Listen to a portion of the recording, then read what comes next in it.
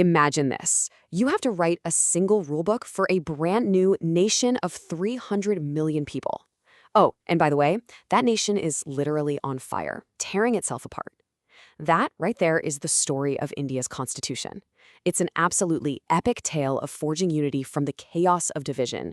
And today, we're going to dive deep into how it all went down. So here's our roadmap. We'll kick things off by getting a feel for the almost impossible task the framers were handed. Then we'll look at the incredible vision they laid out for this new republic. From there, we'll jump into the heart of the conflict, the really fierce debates over identity, rights, and the very structure of power.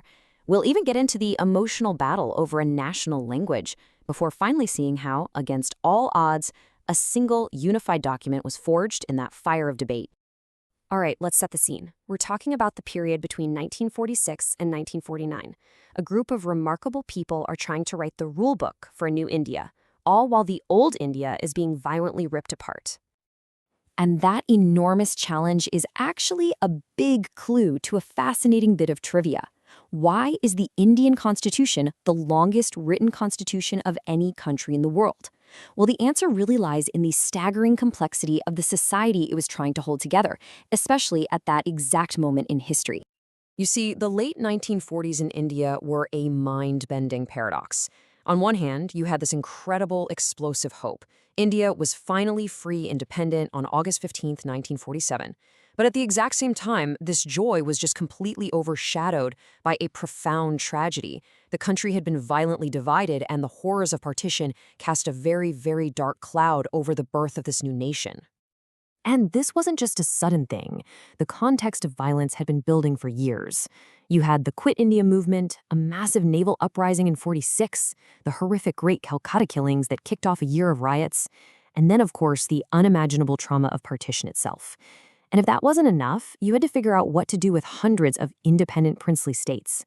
This was the absolute chaos the Constituent Assembly was working in.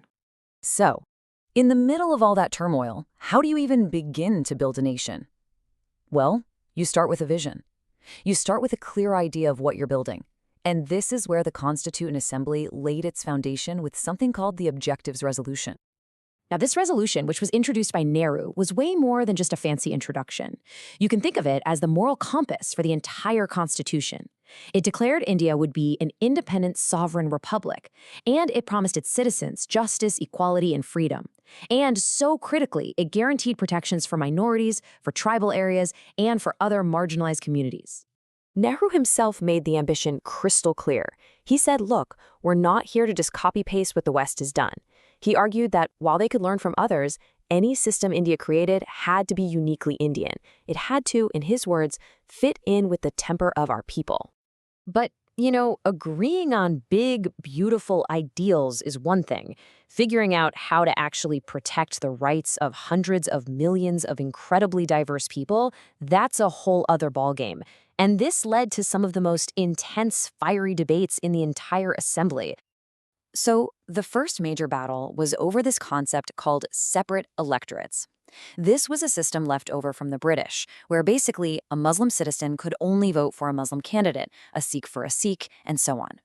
Now, proponents like B. Pakar Bahadur argued this was the only way to make sure minorities had a real voice in politics. But this idea was met with absolute fire. Sardar Vallabhbhai Patel called it a poison that the British had deliberately injected into India to divide its people. For him, and for so many others still haunted by partition, this very system was directly responsible for all the bloodshed. Then, Govind Ballabh Pant came in with this really powerful counter-argument. He said that actually, separate electorates would be suicidal for the minorities themselves. And his logic? It would permanently wall them off from the majority, making them vulnerable and, in the end, stripping them of any real say in how the country was run. And this whole debate cracked open an even bigger question. Who are the real minorities anyway? Is it just about religion? N.G. Ranga, a peasant leader, stood up and said, no, the true minorities are the poor, the downtrodden. Jaipal Singh spoke for the tribal communities, the Adivasis, and talked about 6,000 years of neglect. And leaders of the depressed castes, like Jai Nagappa, pointed out that their suffering wasn't about numbers, it was about social exclusion. Now, this whole debate over who needed protection fed directly into the next massive question. the very structure of the nation itself. Where should the power lie? Should it be concentrated in a strong central government, or should the states have more freedom and autonomy? So on one side, you had leaders like Nehru and B.R. Ambedkar making the case for a strong center. I mean, after the violence of partition, they believed it was absolutely essential for keeping the peace and defending the new nation.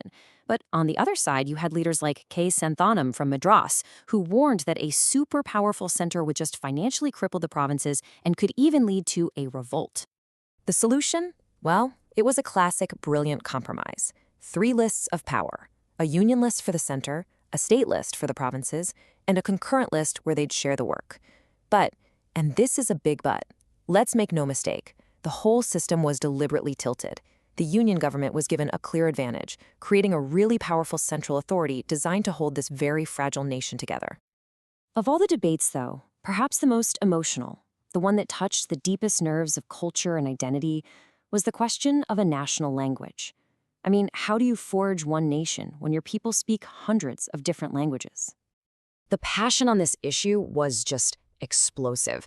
You have this Congressman, R.V. Dulekar, making this incredibly aggressive argument for Hindi, basically saying that anyone in the room who didn't know the language didn't even deserve to be there and should just leave. The whole chamber just erupted. It instantly showed just how deep these divisions really were. And that moment captured the core fear perfectly.